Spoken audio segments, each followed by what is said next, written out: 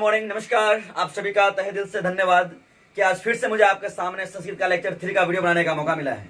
मैं RJ Thakur from सफलता express coaching centre और मेरा यूट्यूब चैनल है आरजे ठाकुर स्पोकन क्लासेज। आप वहां पे जाकर मेरे चैनल को सब्सक्राइब करें, बेल आइकन को प्रेस करें, शेयर करें और इस वीडियो का आनंद पाएं।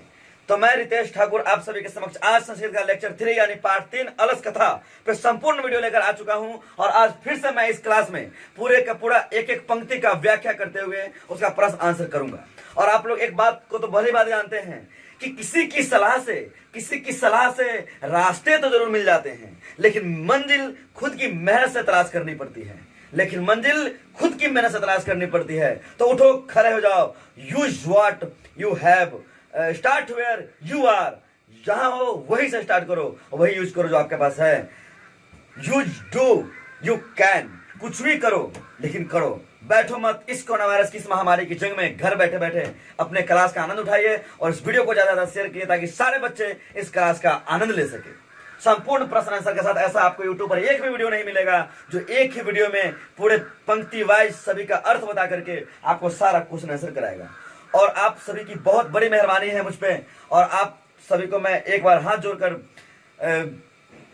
करबद्ध ये बताता हूं कि आप लोगों की मेहरबानी के कारण ही मेरा YouTube चैनल अब सर्च लिस्ट में सबसे ऊपर आने लगा है। और जैसे ही आप सर्च करते हो आरजे ठाकुर स्पोकन क्लासेस, मेरा ही वीडियो ऊपर ही आता है। तो इसके लिए आप सभी का तहे दिल से धन्यवाद। Let's start. तो अब हम लोग स्टार्ट करते हैं। और आप लोग ये बात जानते ही हैं, आप लोग ये बात बहुत भली बात जानते हैं कि मैं अपने YouTube चैनल पर सारे के सारे क्लासेस को डालता हूं ताकि आप सभी सारे वीडियो को अच्छे से देख सकें और अपनी तैयारी में चार चांद लगा सकें। इसके लिए शिक्षक हर दिन मेहनत करता है, हमारे सारे टीचर्स बहुत जी जान लगा करके मेहनत करते हैं। और आप लोगों को भी पता है कि शिक्षक है दीपक की छवि, शिक्षक है दीपक की छवि, जो जल कर दे दूसरों की रवि, जो जल कर दे दूसरों को रवि, जिसके पास न हो कोई ख्वाहिश बरी, बस स्टूडेंट की सफलता ही है उसके लिए खुशियों की लड़ी। तो आप सभी जहां भी है, हम लोग मेहनत कर रहे हैं, आप लोग के लिए इतना टाइम वेस्ट कर रहे हैं। हम लोग अपना टाइम, जो एक वीडियो बनाने में हम लोग को 3 से 4 घंटे का टोटल मैनेजमेंट लगता है, मेरी सारी टेक्निकल टीम्स इसमें लगी रहती है और आप लोगों के पास वीडियो बना बनाया मिलता है। तो आप लोग इस वीडियो को पूरा देखिए और वादा करता हूं ऑफलाइन का मजा ऑनलाइन क्लास में दूंगा। जो मैं ऑफलाइन अपने कोचिंग में पढ़ाता हूं वो सारा मजा आप इस ऑनलाइन क्लास में लेंगे। और आप लोग को मैं एक बात और बता दूं कि एक शिक्षक के पास 2 गुण निहित होते हैं। एक तो वो जो आपको डरा करके, नियमों में बांध करके आपको सटीक इंसान बनाते हैं, तथा दूसरा वो जो आपको खुले आसमान में छोड़कर आपका मार्ग प्रशस्त करते हैं।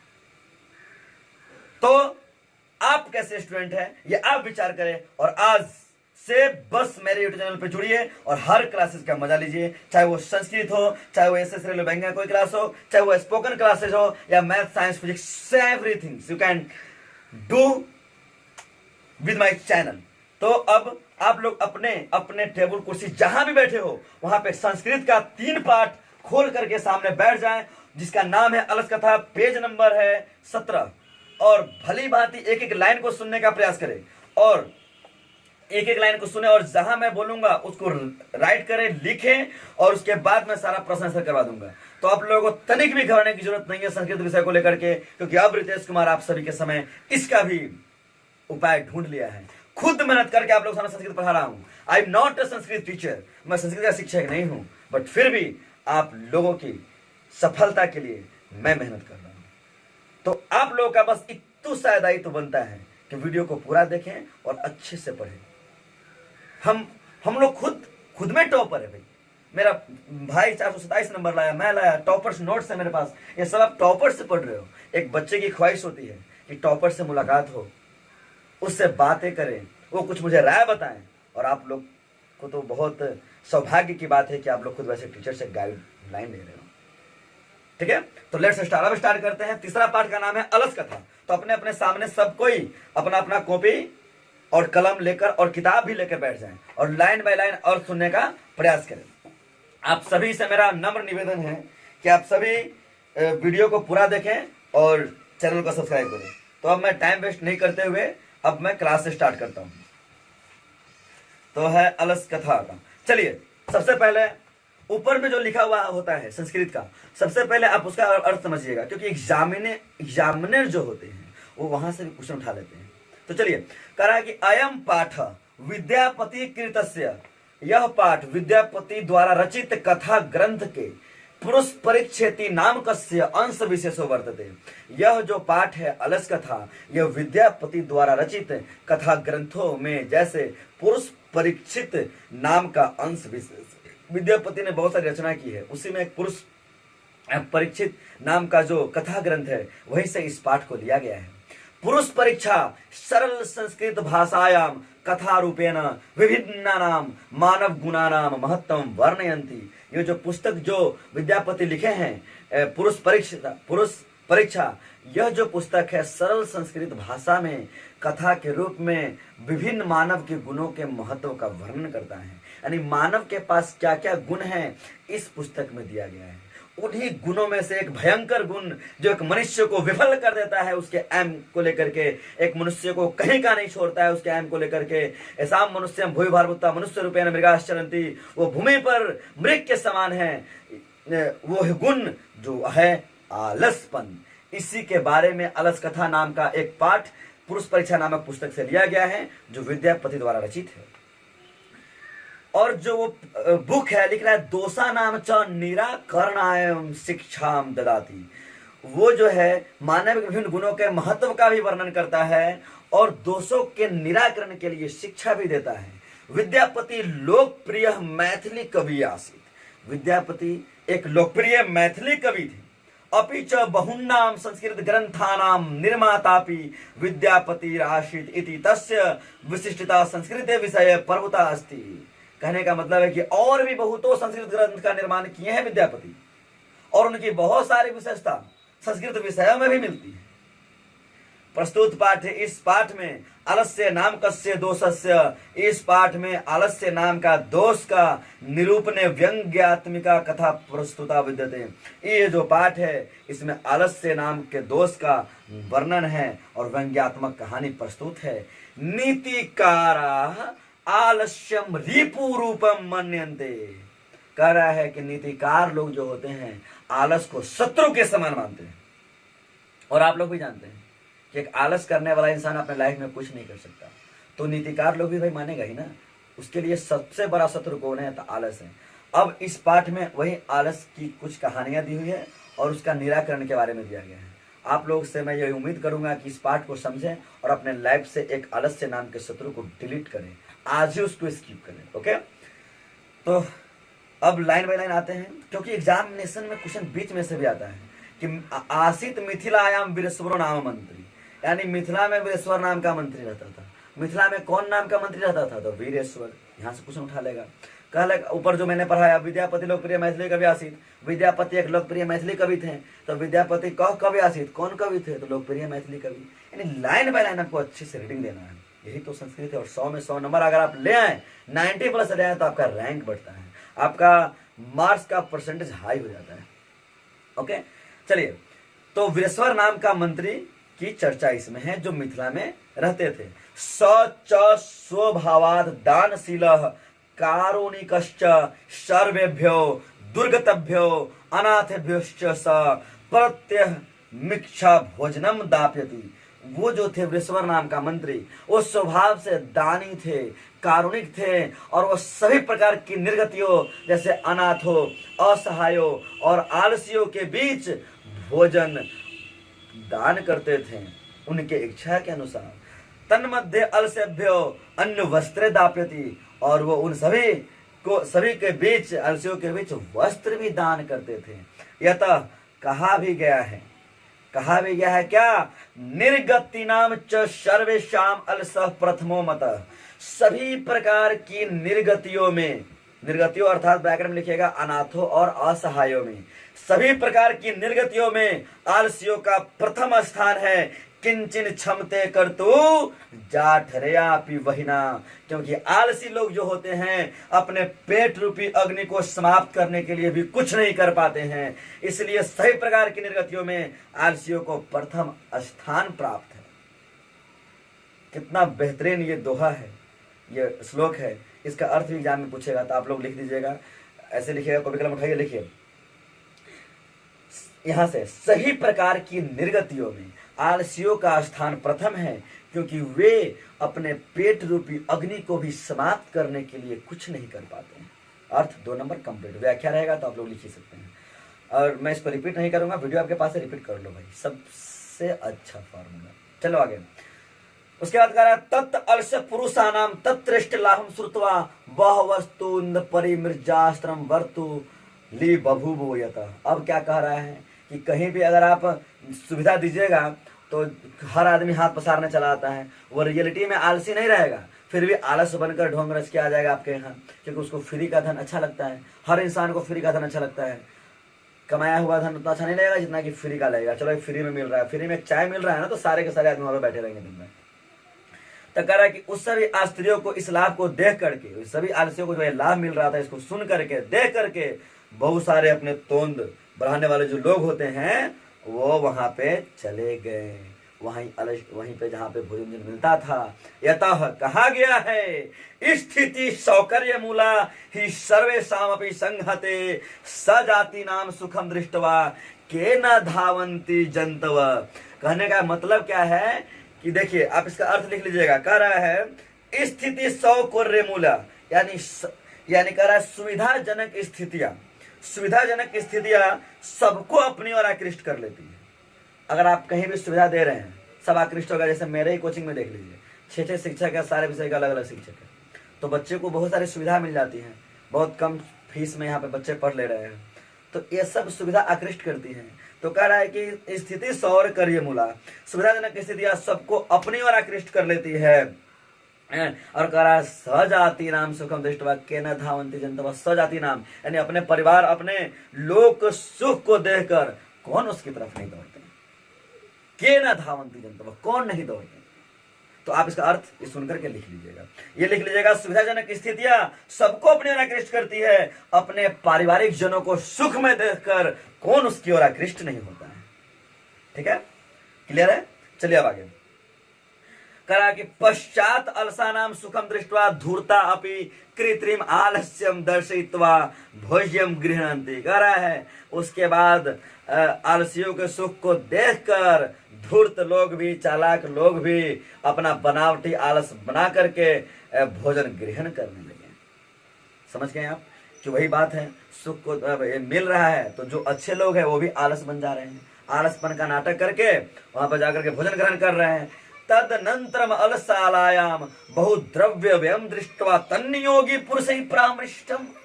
अब उस अलसाला में बहुत सारा द्रव्य का खर्चा होने लगा, पैसा देख रहा है, दिन प्रतिदिन आलसी बढ़ते जा रहे हैं, पैसे खर्च होते जा रहे हैं। इस चीज को देखकर वहां पे जो पुरुष तैनात था वो पूछा, यदि क्षम बुद्धया करुणया केवल मलसेभ्य स्वामी वस्तुम दाप्यति कपटेना अलसा अपि गृह्णन्ति इत्यस्माकं प्रमाद।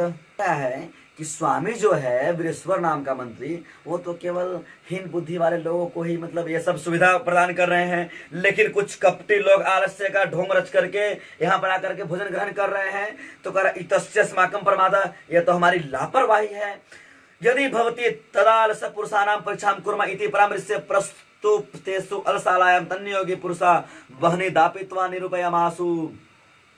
तब कह रहा है कि इसलिए उन आलस्यहीन पुरुषों की परीक्षा ली जाए। कह रहा है कि यदि भवती तद आलस पुरुषाणाम परीक्षाम कुर्मा, यदि उन आलस्यों की परीक्षा ली जाए तो यदि परामर्श इसको देख करके वहां पे जो योगी जो लोग तैनात थे वो अलसला में ये आग लगवा दिए, वह नहीं दापित्वा निरूपयामासु, आग लगाने का विचार किए। ठीक है, तब कह रहा है कि ततो गृह लग्नम प्रवृद्धम अग्निम दृष्टवा धूर्ता सर्वे पलायितः।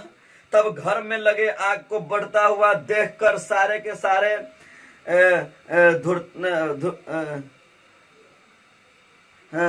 सर्वे पलायिता, सभी के सभी धूर्त भाग गए। पश्चात अलस अपि पलायिता, उसके बाद कुछ आलसी लोगों भी भाग गए। चत्वार पुरुषास्त्रैव सुप्ता परस्परम आलापयन्ति। अब 4 पुरुष वहां बच गए और सोए हुए ही अपने आप में बात करने लगे। एकेन वस्त्रावृत मुखे नोक्तम, एक अपने मुख से वस्त्र हटाकर बोलता है, अहो कथमयम कोलाहल, ये कैसी कोलाहल हो रही है। ये जो आग लगा इसको देखकर बहुत सारे धूर्त लोग तो भाग गए, बहुत सारे जितने भी वहां पे आलसी लोग थे भाग गए। लेकिन जो रियल में पूरा आलसी था उसकी कहानी सुनिए। वो चार उसमें बच करके बातें क्या कर रहे हैं। एक कह रहा है अपने मुख से वस्त्र हटा करके ये किस चीज का कोलाहल हो रहा है। तो द्वितीय नम उक्तम, दूसरा बोलता है तर्क्यते, ऐसा तर्क होता है, ऐसा प्रतीत होता है यदस्मिन गृह अग्निर्लग्नो हस्ति, कि घर में आग लग गया है, ऐसा प्रतीत हो रहा है।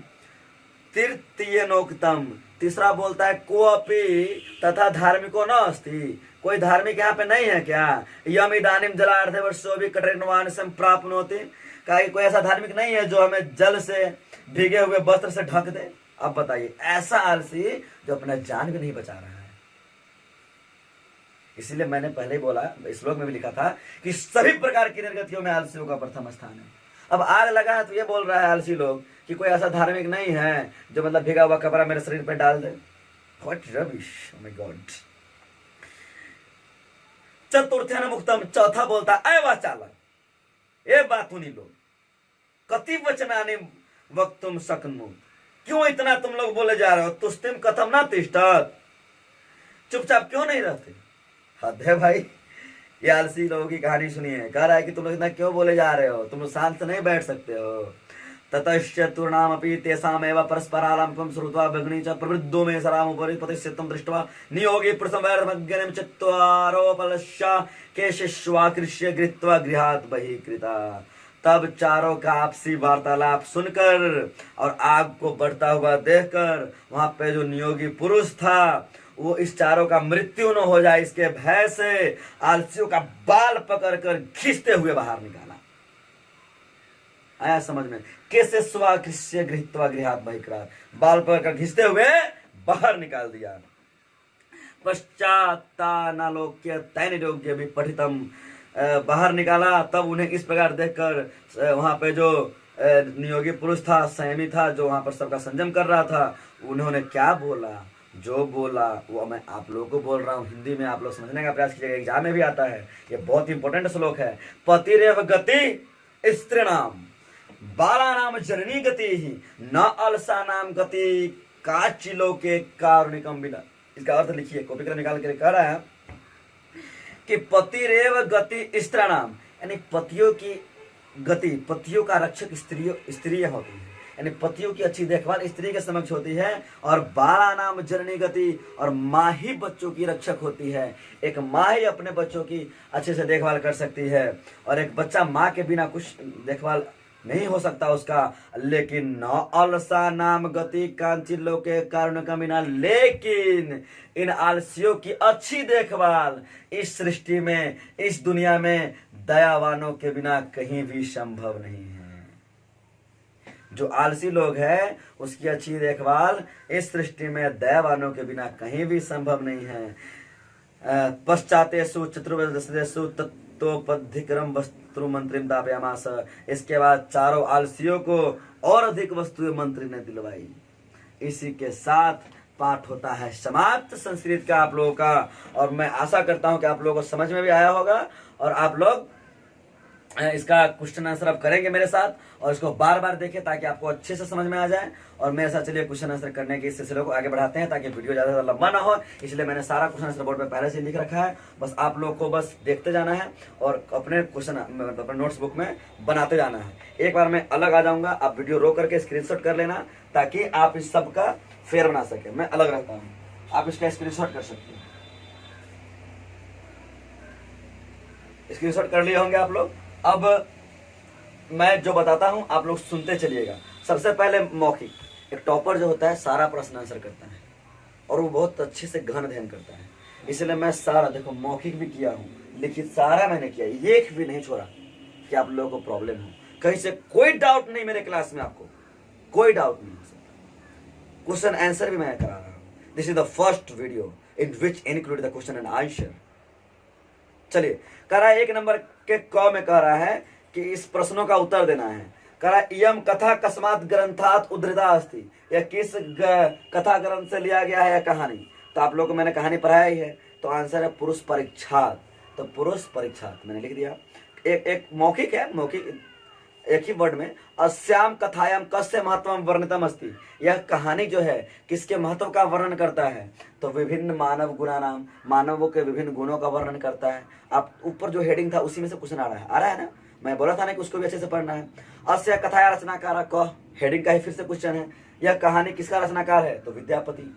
फिर कहा यम कथा किम शिक्षति, यह कथा किस की शिक्षा देता है, फिर उसी में था लास्ट में दोषा नाम निराकरणस्य, इसका आंसर दोषा नाम निराकरणस्य है। मैंने सारा लिख दिया है। अंगा में है विद्यापति कह आसित, विद्यापति कौन था, तो विद्यापति मैथिली कवि आसित, मैथिली कवि था। कह रहा है कि कम दृष्टवा सर्वे धूर्ता पलायिता, किस चीज को देख करके सर्वे धूर्त भाग गए, तो आपको पता है कि जो घर में आग लगा हुआ था उसी को देख करके ना, तो गृह प्रवृद्धम अग्नि, घर में बढ़ता हुआ आग को देख करके। अगला क्वेश्चन है अलसलाया बहुद्रव्यम दृष्टवा तन्य योगी पुरुषम किम प्रापिष्टम, अलसला में बहुत सारा खर्च को बढ़ता हुआ देख करके वहां पर का जो योगी पुरुष था ना था, वह क्या मतलब कि सोचा, तो वो क्या सोचा कि अस्माकम परमादा ही था, यह तो मेरी लापरवाही है, यही ना सोचा कि मेरी लापरवाही है।